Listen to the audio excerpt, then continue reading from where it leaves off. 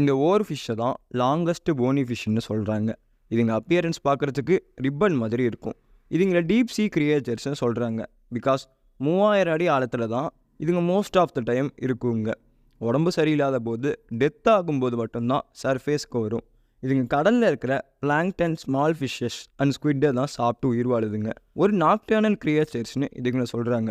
இதுங்கெல்லாம் ஒரு slow swimmers. இதுங்கெல்லாம் ரொம்ப ரேராக தான் காணப்படுது. இந்த ஓவர் ஃபிஷ் தன்னோட டேமேஜ் ஆன பாடி பார்ட்ஸை செல்ஃபாகவே லூஸ் பண்ணிக்குங்க. பிகாஸ் பேராசைட்ஸ் கிட்டேருந்து தன்னை காப்பாற்றிக்கிறதுக்கும் மற்ற ப்ரெடேட்டர்ஸ் கிட்டேருந்து தப்பிக்கிறதுக்கும் தான். சம்டைம்ஸ் அதுங்க ரீஜெனரேட் ஆகிடும். இந்த ஓவர் ஃபிஷ்ஷை மிஸ்டீரியஸ் கிரியேச்சர்ஸ்னு சொல்கிறாங்க. பிகாஸ் இதுங்க டீப் சீயில் வாழ்கிறதுனால இதுங்களை பற்றி அவ்வளோவா ஸ்டடி பண்ணலை. 4 வகையான ஓவர் ஃபிஷ் ஸ்பீஷியஸ் டிஸ்கவர் பண்ணியிருக்காங்க. இதுங்களுக்கு பல்லுங்கிறது கிடையாது. என்னதான் இதுங்க டீப் சீ கிரியேச்சர்ஸாக இருந்தாலும் சைனாலேயோ ஜப்பான்லேயோ இதுங்க சாப்பிட ஆரம்பிச்சிட்டாங்க.